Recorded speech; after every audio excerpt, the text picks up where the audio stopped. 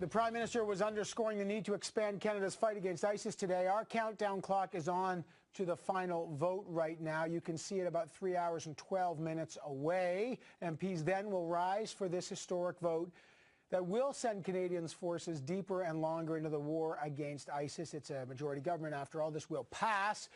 But MPs are nonetheless debating the motion right now, and we'll bring you some of that live over the next few hours. Justin Trudeau, Thomas Mulcair, we expect Peter MacKay also will speak along with many other MPs. The motion, as you know, is going to pass, but it will not have the support of the NDP, the Liberal, or the Green parties. Now, let me give you a quick recap of the motion as we get to it. It extends the mission for a year, bringing it up to March 30th, 2016. It expands the combat air mission against ISIS targets beyond Iraq. And this is the part that's generating a huge amount of controversy. It goes into Syria, including airstrikes, air-to-air refueling, surveillance operations. Canadian Special Forces will continue to advise and assist with the Iraqi forces, but the government says they will not have a role to play on the ground in Syria. Lots of questions about the mission. Will the mission help degrade ISIS, defeat ISIS, escalate a refugee crisis? What are the objectives, and how long will it take? Joining me now, Bernard Trottier, the Parliamentary Secretary to the Minister of Foreign Affairs. Jack Harris is the NDP defence critic, and Joyce Murray is the Liberal defence critic. Good to have all of you here. Trottier, let me start with you. There seems, frankly, to be a fair bit of confusion on the government side on the ultimate goal here. The Prime Minister said it's to degrade ISIS. The Minister of Defence, Jason Kenney, says it's to defeat ISIS. Which is it? Well, you know, when Iraq made their request to the United Nations, the word they used was eradicate ISIS. I think all the allies are on the same page in the sense we want to degrade ISIS. Ultimately, whether it's with Canada still there, the goal for Iraq and the allies on the ground in the Middle East is to eliminate ISIS as a threat. So that's what our goal is. Well, the reason it's important to try to figure that out is we're trying to figure out when Canada will decide that their mission is done. I mean, is it when ISIS is degraded, as the Prime Minister said, or when ISIS is defeated? Because our contribution keeps changing, right? 30 days, 6 months, 1 year, Iraq, Syria. If you're unclear about the goal, how do you know when mission is accomplished? Well, the end date for Canada is when ISIS is no longer a threat to Canada. So right now they have territory, fundraising capability, an economy that they control. They can use that as a staging ground for attacks against the West, against other countries in the region, and against Canada. So when they no longer have that capability, at that point we'd say that we've achieved our objective. We want to make sure that they are no longer a threat to Canada and Canadians abroad. But, okay, so let me just ask, is that the definite? I mean, we don't know if they've been a direct threat to Canada. They've certainly, there's been a video, and someone has been inspired by that on the Parliament Hill. Bibo shooter was inspired by ISIS, but we don't know if they had any actual connection. So by that definition, is Al-Qaeda still a threat? I mean, if Canada goes to war with everyone with that capability, how unending is this? So one of the things they are doing, in addition to just inspiring Canadians, you know, lone wolf kinds of actors in Canada, they're also recruiting people, so, you know, financing military capability. People are drawn to that. So Canadians are actually going to Iraq and to Syria to fight alongside ISIS fighters. So once they don't have that territory, once they're an underground guerrilla movement, they don't have that same capability. That's a very different kind of thing. Right now they're a quasi-state, if you will. They're a genocidal terrorist quasi-state, if you will, but that's where there's a real distinction. The fact that they can control territory, they can finance their military machine, that makes a real threat to the West. All right, Jack Harris, this is part of the justification. Do you buy that? Well, look, I think that what Bernard just said betrays a misunderstanding of what the ISIS is all about. I mean, Al-Qaeda was aimed at the West. They were trying to go after the West. This group, and any reasonable analyst, and I've been reading about them the last serious number of days, say that Al-Qaeda is aimed at the Middle East, to create a state within the Middle East. It's about aimed at other Muslims within the area, trying to establish a caliphate that will continue to grow. It's not aimed at Canada. It's not aimed at the U.S. In fact, what you're seeing is some kind of retaliation within Canada by people who are followers, or inspired is the word. I hate that word because it's not very inspirational, frankly, to murder someone. But I think that's what we're talking about here. We're not talking about a country or a group that actually has a strategic plan to attack the West. So I think this is a misunderstanding, and the response to it is increasingly being seen as being ineffective, and in fact maybe making things more dangerous. The challenge for the NDP is, you've talked about humanitarian aid, but what would the NDP actually do to combat ISIS? I mean, let's the case. What if they do have this caliphate? What if they are in Iraq and Syria?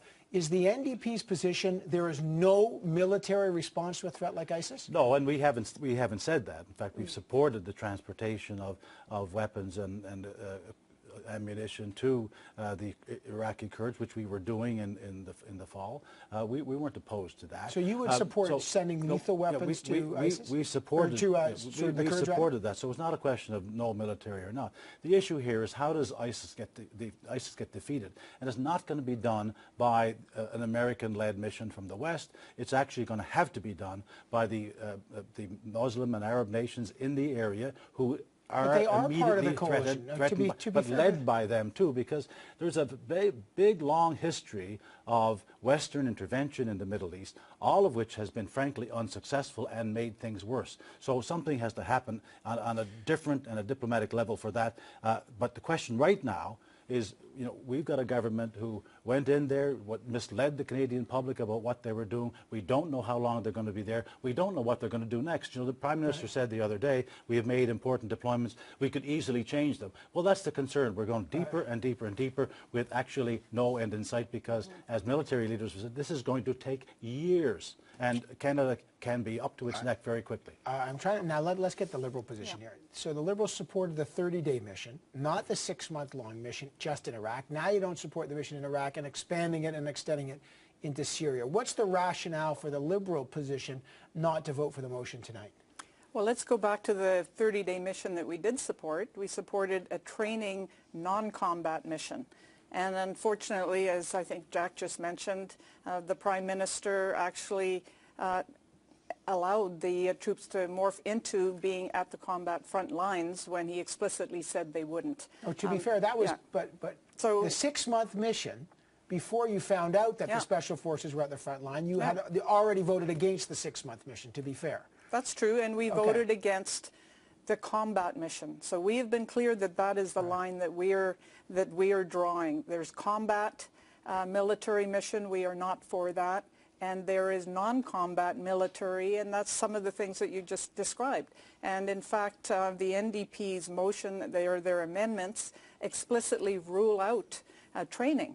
And so we don't understand that, because at the same time Jack just said that it should be the Iraqi troops that are leading the charge there to protect their people and their territory. And we know that they need some professional advice and training, and so the Liberals are for that, but not in a combat role, but not at the front lines. The critique for the Liberals is you're for the bombing mission as long as someone else does the job. We'll train them, but someone else bombs them. And you even have an MP like Irwin Cotler tonight who will abstain because of issues like the responsibility to protect hundreds of thousands of people in Syria who've been killed by Assad, and then, you know, the Yazidis, and there's a whole group of people that have been murdered by ISIS.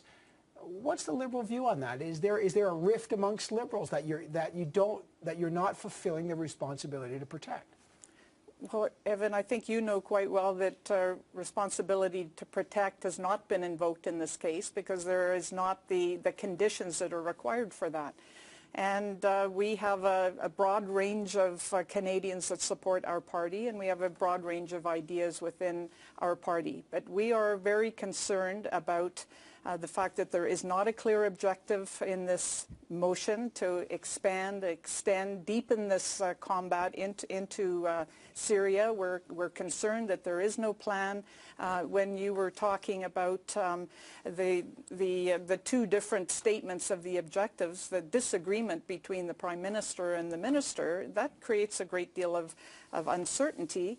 And in fact, the definition we just heard from Bernard, which is that when they can no longer be a threat to Canada, that's the kind of thing that the Prime Minister could interpret any way he wants at any time he wants. So there is no clarity with that, and it is not in the Canadian interest to get mired in a combat mission in Syria when there's absolutely no clarity that we could get out within a decade. Let me just get a couple things quickly, Mr. Trottier. Tonight, the end game here in Syria. And I asked this to Mr. Kenney. Frank, I wasn't sure the answer here. If, in fact, the government is successful and ISIS is defeated or degraded, what happens to the territory inside Syria? who do you turn it over to? You know, your government said Canadians are bombing it. Who takes over that territory? Yeah, well, you know, first of all, I mean, Canada's not alone in making that decision. When is it over? When is the, you know, when do we declare victory? Obviously, we're working with a number of allies. But what's the end game? So the end game, again, is focused on ISIS. You know, that's our end game right now. We're not there to build a Syrian state. That's not part of our mission. That's not part of our But to be fair, but hang on, before you say that, I get that. I know, but if ISIS is defeated, you're there because there was a vacuum. No one was there. Do you turn it over to Assad? Do you turn it over to al-Nusra, the Free Syrian Army? I mean, there's been a 2-year civil war that's killed 200,000 people. If you take out ISIS, what do you think happens there? Who fills the void? Yeah, well, ISIS has filled the void in Libya. I mean, sure. This is the lesson of Libya. Yeah, so I mean, it's just staying focused on what our actual mission is and what Canada's role is. I mean, we're not there to build Syria. That's not our role. That's not our mission right now. There are other actors in the region. I know Saudi Arabia and Iraq and other countries have a vested interest in doing something about the Iraqi situation. But Turkey so do the Iranians. Right. I mean, so once you leave a power vacuum, sure. Who fills? I mean, is it incumbent on you to be responsible as a government to think beyond your own?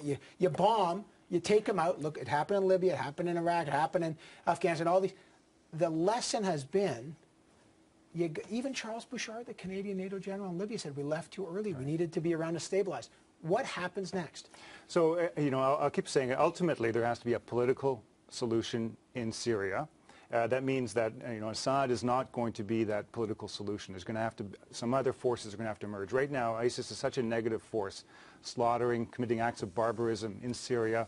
They are terrorizing the local population. So is Assad, though. So is Assad. So we're not saying that this is Assad's, you know, his purpose is not to take over from where ISIL left off. We recognize that the local actors, the Turkeys, the Iraqs, they have to come together and come up with a regional solution. Are you saying Canada has no, after participating in bombing in Syria, you have no responsibility to be there to stabilize? You bomb it, you can declare whatever, at any point declare degrading and defeating, and then pull out, and then what? So right now, we're there to stabilize Iraq, and the mission in Syria is part of the mission to stabilize Iraq. I mean, let's face it, ISIL is staging attacks against Iraqis from their base in Syria right now. So it's one step at a time here. We have to get you know, there's a democratically elected, recognized government in Iraq that we're there to support, and part of that support includes going into Syria and conducting those missions Okay, there. so if that's the case, do you accept that if the goal is to defeat ISIS or maybe to stabilize Iraq, again, to be fair, I'm not, the goalposts keep shifting a bit here, but what do you make of that? Is that the goal? Well, if this government stays in power, we're going to be here in 4 or 5 years talking about an expanded mission, because this is not going to happen all that soon. But as you point out quite rightly, you know, you just can't take one piece of the puzzle and figure by pulling that out that solves the problem. We've been down that road, and I say we, Canada, have been down that road in Libya. We, the NDP, supported that mission, despite what Mr. Kenny says, that the NDP never ever supported an international intervention. We supported that mission based on the responsibility to protect and the Security Council resolutions. We supported an extension of that mission. But once it went beyond the responsibility to protect, changed, morphed into something else. It was all about regime change. We stopped our support. We saw what happened after that. The government was destroyed, and people walked away. And what we're left with now, we have ISIS operating there. We have other. You may not like the cause, but if you want to help refugees, don't you have to stop the force that's causing refugees? The refugees. There's 2.5 million refugees already there waiting to be helped. Because of Assad and ISIS, though. Yeah, but they're there. They're still there. They're still dying. But they still if you do need nothing help. about the cause, they still does need the problem help. grow? Well, are we going to do everything? There's 60 nations in this coalition. There's only a handful of them actually engaged in bombing. So, you know, there's people providing military assistance as we are outside of the bombing and attack. So Canada has to define what role it's going to play.